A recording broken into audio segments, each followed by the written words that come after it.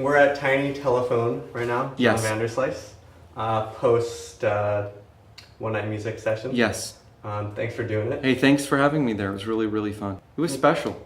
I'm glad you feel that way. Yeah.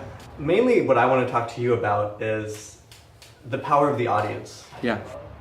What is the power of the audience to you? Well, the really interesting relief, the thing that shows you what the power of the audience is that to rehearse is the most painful thing in the world. And when you get in front of an audience, even if it's 5 people or 10 people or 100, it doesn't matter. Everything comes alive. So without an audience is completely meaningless. Like the whole thing doesn't work.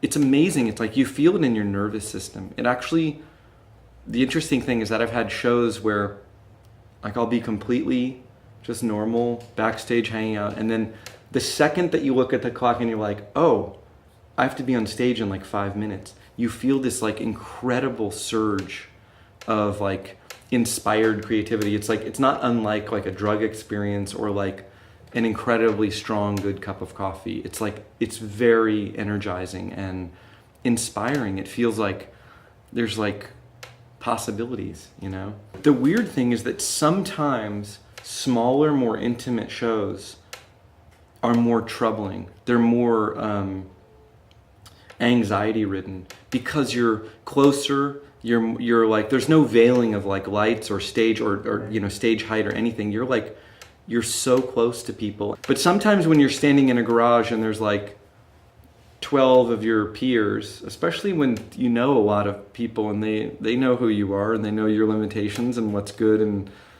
bad about, they know you, Right.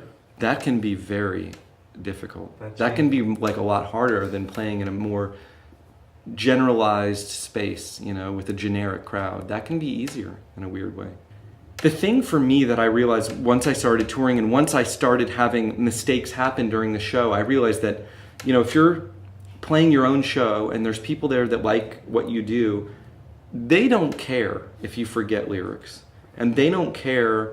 The thing that they really don't like is if you don't connect with them. So there's nothing that could happen other than you not connecting with them that would be a drag. We had the power go out in Boston when we played at Middle East, and we went in the middle of the set, went down on the floor and took requests while they figured out the power.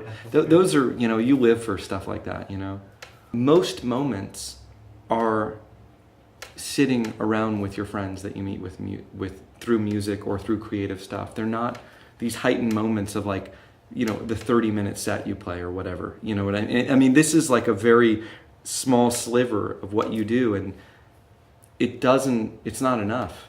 It just isn't. And I've been on lonely tours before, I've been on solo tours where it was just me in a rental car, and man, that's not music. You know what I mean? That's not what we got into this for, And it is the community that matters, and like every stupid cliche you could throw out there about community and like support, it's true. You know what I mean? It's like, that's all we have, Yeah.